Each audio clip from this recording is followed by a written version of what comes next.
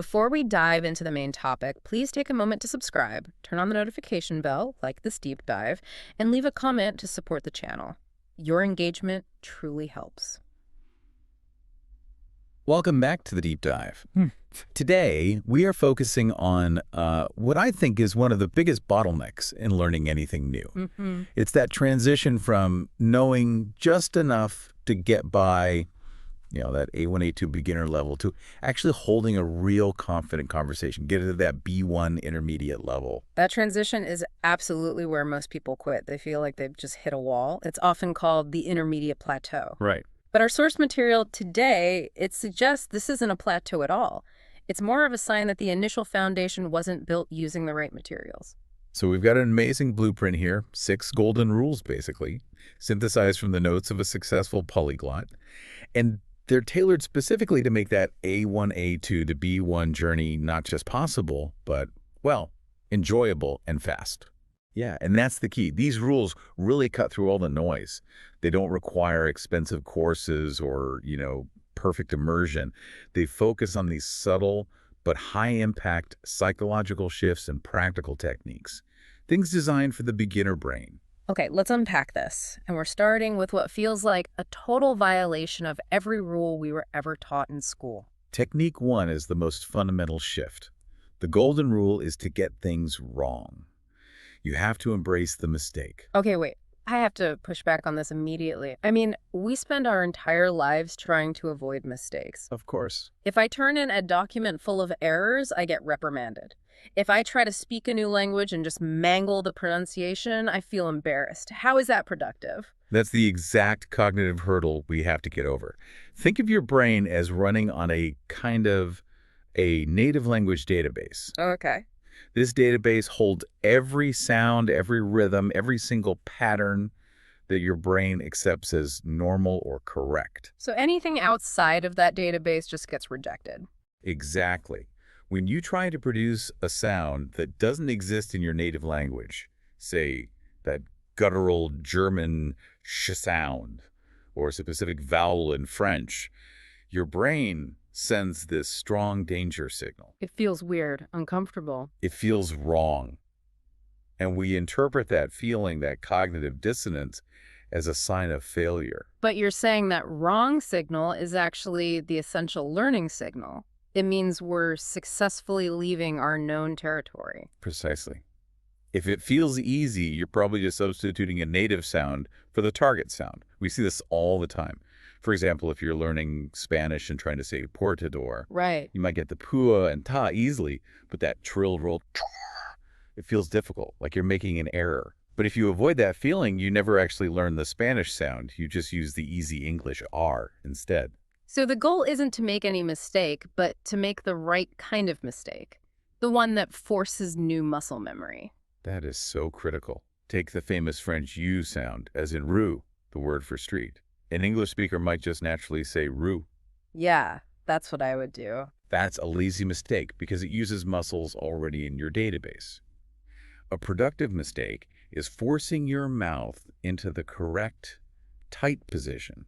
You prepare to say the English E sound, but then you round your lips really tightly like you're going to say, ooh. Oh, that feels very weird. It feels totally foreign, and it might come out wrong at first, but you're activating the correct vocal mechanism. That cognitive strain signals growth. Okay, so to make this actionable for a beginner, we jump straight to the 30-second mistake drill. Yes. For A1, A2 learners, consistency is so much more important than complexity. Choose one difficult new sound. The Spanish rolled R, the German Gehel. Stand in front of a mirror and just practice only that sound for 30 seconds a day. The goal isn't perfection. Not at all. The goal is just familiarity. Training your brain to accept that wrong feeling is the learning signal.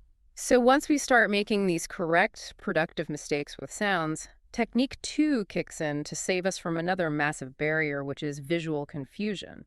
The rule is to scrap the foreign alphabet and use your own code. This is a huge visual trap, especially for languages that use the Roman alphabet but assign totally different sounds to the letters. Our native language eyes trick our new language brain. Can you give us some examples of how our eyes just lead us astray? Sure, look at Portuguese. The currency is spelled R-E-A-L, When you see that, you naturally read. Real. Or maybe you're all. Right. But the true sound is closer to hiao. The visual input is disastrously misleading. This is even more true in languages that use romanization systems. Like Chinese using pinyin. Exactly. Pinyin is for beginners. You see the word huo for fire. An English brain might see huo, but that H sound can be softer, and the vowel combos are not intuitive at all. Or, a great example is the Russian alphabet, Cyrillic. Oh, I always fall for the Cyrillic traps. I'll look at the phrase, which means I am here, and my English brain just sees R-T-Y-T. Which is completely wrong. That R-like letter is pronounced ya. That H-like letter is actually an N sound. If you try to learn Russian just by translating the letters, you will encode the wrong sounds immediately. And the solution is the personal pronunciation code. Yes. Write the word exactly as it sounds to you. Focus only on the output you hear and say. For Spanish llama, you might write ya ye ma. For sha, you write ya toot. You're forcing your brain to prioritize sound and mouth movement over the misleading visual spelling. Which is critical for a good accent before you get to B1. Absolutely. Okay, so we've freed our mind to make productive mistakes, and we've created a code to make sure we're producing the right sounds. But if we practice those newly coded mistakes over and over, we're just back to square one with bad habit. Which leads us to what seems like a contradiction in technique 3. Find a stickler, your personal language police. This is the necessary quality control. Yeah. You're right. Rules 1 and 2 break that initial psychological barrier. But without a stickler, those productive mistakes can become entrenched, permanent errors. So if I say something wrong 5 times, my brain just accepts it. Your brain accepts that wrong sound as the correct input. The stickler's job is to stop that encoding error immediately. So their job is just immediate, constant correction. Yes, and the source breaks this down into 3 really crucial levels of correction, moving way past just simple pronunciation. Okay, so let's start with level 1, the simple one. Level 1 is just correcting the basic word or sound. If you say wato when you mean water, the stickler interrupts you right there and says wata. It's direct interference to stop the wrong sound from sticking. And level 2, this is where I think the real learning happens. Correcting the structural or direct translation mistake. This is absolutely crucial for reaching B1. A common beginner mistake is translating literally, like saying I am hungry, as je suis faim in French. Which means I am hunger. Right. The stickler has to correct you to j'ai faim, I have hunger. And importantly, pause to explain the difference. They don't just give you the right answer, they show you why the language thinks about the concept differently. So you stop thinking like an English speaker and start thinking like a French speaker.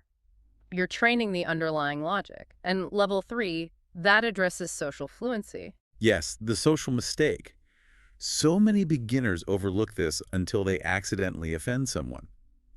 This is about correcting the use of formal versus informal pronouns, like using the informal tu in French or Spanish when you really should be using the formal vous or usted. With an older person or a supervisor, someone you don't know well. Exactly. The stickler helps you navigate the culture and the respect, which is essential for any successful conversation.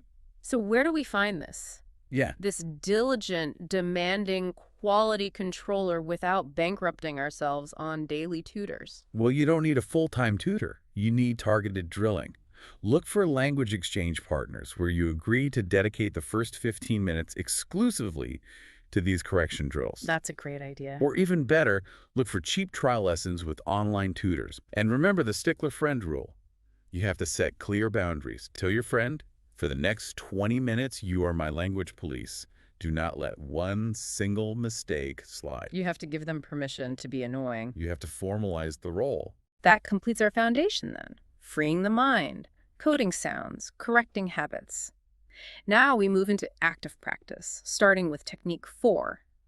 Shower conversations. Practice everywhere. This is basically mental visualization, much like what athletes use before a big game.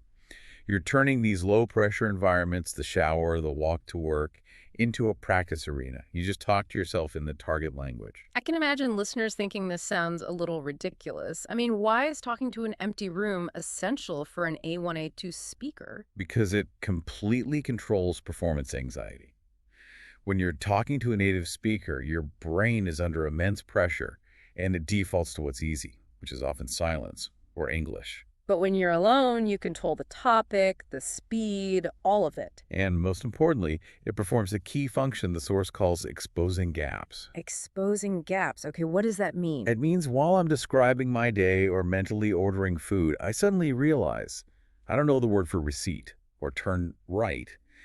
That moment of realization, that gap is flagged by my brain as critical information I need. So the shower conversation doesn't just drill what you already know, it creates a highly motivated need to acquire new vocabulary later on. Precisely.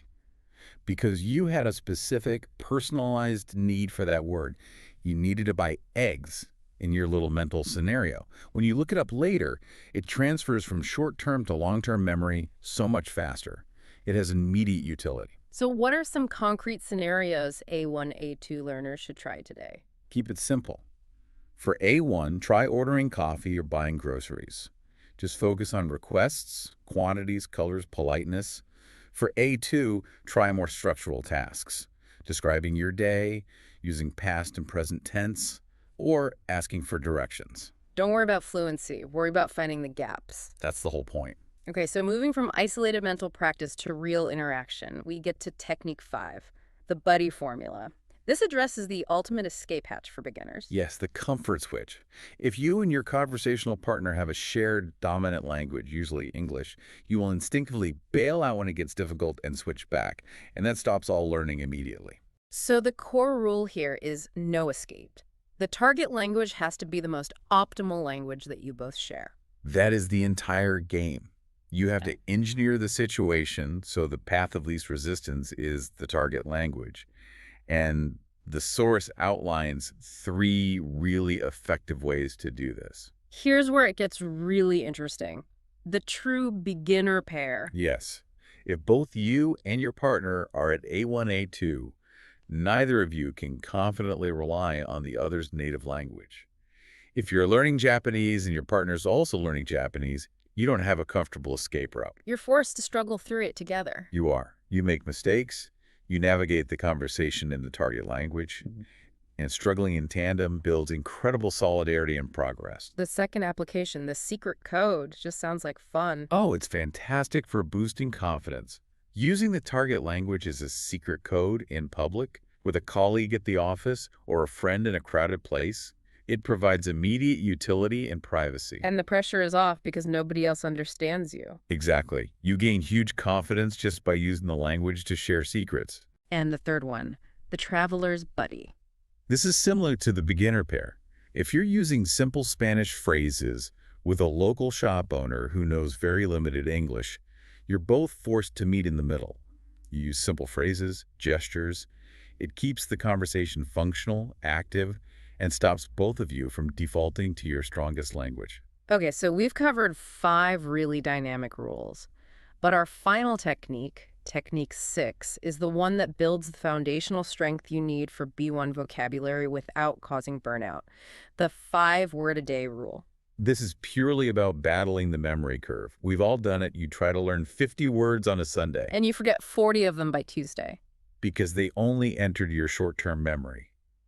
The goal of the 5-word rule is consistency and application to ensure those words transfer into long-term memory. But why only 5? It feels so slow for someone who's really eager to hit B1. 5 is the psychological sweet spot.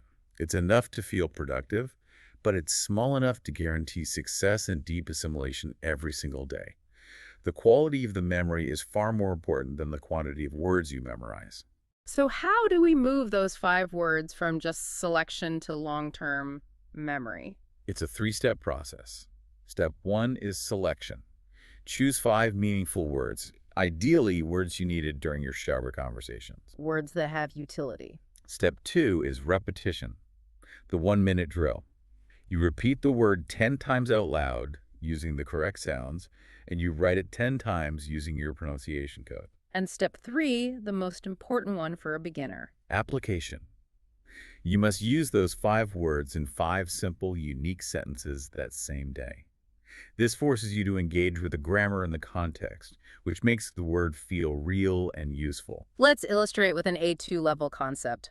Say my 5 words for today are to travel, expensive, weekend, with, and to buy. Okay, so you'd construct 5 simple, separate sentences. For example, I want to travel this weekend. This shirt is too expensive to buy.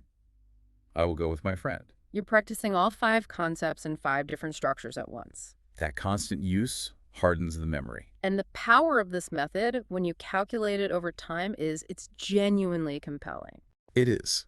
5 well-applied words a day equals 1,825 high-retention words in 1 year. That is the necessary core vocabulary for a confident intermediate B1 speaker. It's slow, it's strong, and it completely negates the need for stressful cramming. So what does this all mean for you, the beginner who's ready to level up? We've looked at embracing productive mistakes, coding your sounds, finding a stickler for quality control. Practicing everywhere with shower conversations, avoiding that comfort switch with the buddy formula, and building a foundation using the 5-word rule. It means the jump from A1, A2 to B1 is not some kind of magical leap. It's a systematic journey. These 6 techniques stop you from just studying about a language and force you to start using the language. It just accelerates your confidence and makes the whole thing enjoyable. You know, as the Chinese proverb wisely states, a journey of 1,000 miles begins with the first step. What this deep dive tells us is that you now know precisely how to walk and how to walk efficiently. Start your 5-word list today. Thanks for watching. Please don't forget to subscribe, turn on the notification bell, like, and leave a comment to support the channel.